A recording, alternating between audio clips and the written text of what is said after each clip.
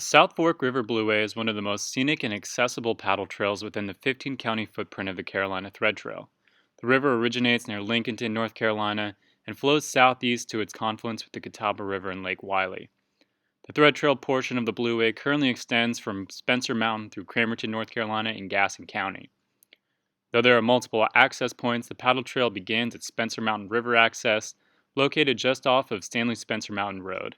This access point is accessible by permit only, however, which you can obtain for free by contacting the Catawba Lands Conservancy. Soon after launching at Spencer Mountain, you'll pass a historic hydropower station on river left. The river is shallow and often rocky in this section. Depending on water level, you may encounter Class 1 or even Class 2 rapids, though most of the rapids can be easily avoided. In this upper section of the Blueway, the banks are forested on either side thanks to the work of the Catawba Lands Conservancy, which has conserved over 1,200 acres in the Spencer Mountain Conservation Area.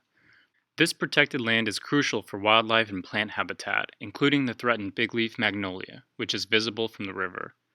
This protected land also stabilizes water flow and preserves water quality, protecting us from flood damage and pollution from stormwater runoff.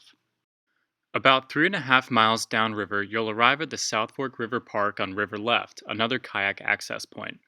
At this same point on river right is the current northern end of the South Fork Trail, a 2.5-mile segment of the Carolina Thread Trail. If you'd like to get a look at the river before taking your boat down, hiking this trail is a great way to do it. Navigate some gentle whitewater below South Fork River Park and you'll soon pass the old pilings from the bridge at the Pinhook Mill site. Union soldiers arrived at the Pinhook Mill after the end of the Civil War, intending to burn it to the ground. But when the mill owner recognized a childhood friend among the Union soldiers, he persuaded the company to burn the bridge rather than the mill, leaving the factory intact for the beginning of Reconstruction. A little over a mile downriver, you'll pass under a tall railway trestle, and then the I-85 bridge at McAdenville. There's an additional kayak access point at the South Fork Trail trailhead just beyond the 85 bridge on river right. If you'd like, you can continue on another few hundred yards to the historic McAdenville Dam, where there is a portage trail on river left allowing you to safely carry your boat around the dam. Below the dam, the water is relatively flat for the rest of the journey. There's another kayak access point at the South Fork Village development just upriver of the Highway 74 bridge, and multiple access points along the river as you paddle through Cramerton.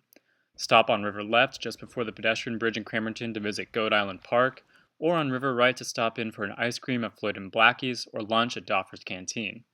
The river takes a beautiful bend around Cramerton, and the final takeout point is a few hundred yards downstream of Riverside Park.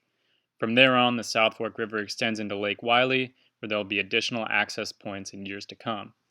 Thanks for watching this video. Visit CarolinaThreadTrailMap.org to explore our interactive map and plan your trip.